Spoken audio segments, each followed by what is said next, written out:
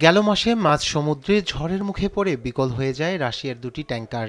এসব ট্যাঙ্কারে থাকা বিপুল পরিমাণ তেল ছড়িয়ে পড়ছে সমুদ্রে।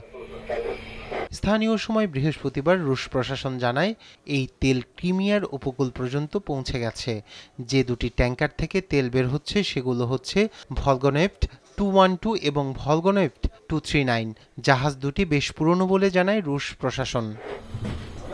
সব মিলিয়ে জাহাজ দুটিতে ৯,২০০ টন তেল আছে। এখনও বিকল জাহাজ থেকে তেল অন্য জাহাজে স্থানান্তরিত করা যায়নি, ফলে বিপুল পরিমাণ তেল সমুদ্রে ছড়িয়ে পড়ছে। প্রায় ২ লাখ টন বালির মধ্যে তেল মিশে গেছে বলে মনে করা হচ্ছে। এর ফলে বড়সড় প্রাকৃতিক বিপর্যয় ঘটতে পারে বলে আশঙ্কা করছেন পরিবেশবিদরা।